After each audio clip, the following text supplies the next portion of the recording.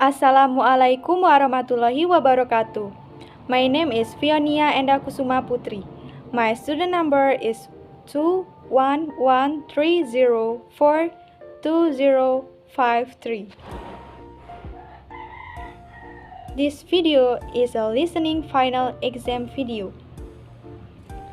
And in this video, I will explain the listening material that I got from the audio played by Sir Fajar yesterday.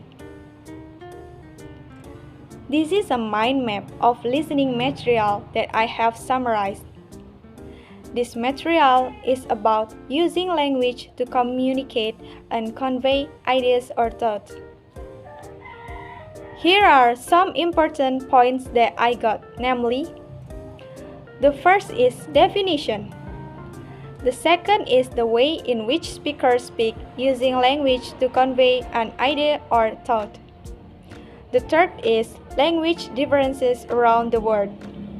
And the next is that language has distinct characteristics and structures. And the last one is that language can shape the way we think, and it does so in many ways. Okay? The first is definition. Language is one of the magical abilities that humans have.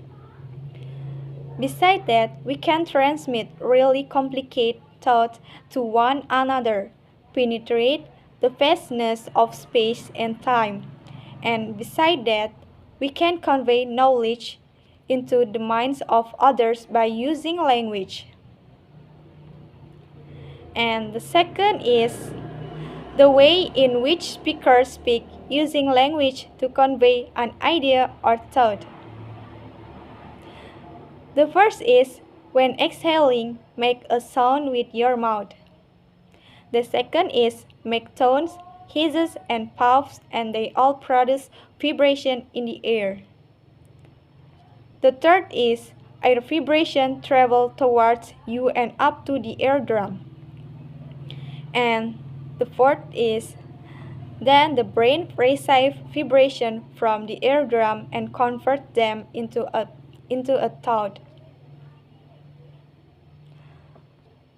And the next is language differences around the world. There is not only one language in this world, but there are about 7,000 languages spoken all over the world. And all languages have differences in various things like different sounds, different vocabulary, different language structure. But there are also some languages that don't have a word for numbers. They don't have a word like 7 or a number like 8. And the next is language has distinct characteristics and structures. A language has all kinds of characteristics and distinctive structures. Many languages have a gendered grammar. Each noun is assigned a gender. The most common are masculine and feminine, and the gender differs between language. For example, the sun is feminine in German, but masculine in Spanish. And the last one is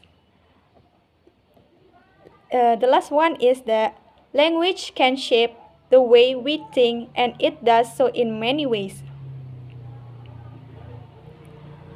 The first is that language differs in the way it sorts out the spectrum of colors in the visual world. Some languages have many words for color. Some have few. For example, young and old. The second is that each language differs in the placement of boundaries between colors. For example, in English, there is a word for blue, which includes all the colors you see on the screen. But in Russian, there is no word for blue. And the next is that language also differs when it is used to describe events. For example, an accident like this in English, it would say he broke the vase. In Spanish, it might be said that the vase broke or the vase broke itself. If it wasn't intentional, we wouldn't say someone did it. This difference has an effect. For example, when showing the same accident to English and Spanish speakers, English speakers will remember who did it because English demands an arrangement. He broke the vase. Whereas Spanish speakers tend not to remember the culprit if it was unintentional. And the last one is that language forms things of personal value to us. For example, accusations, convictions, or eyewitness accounts.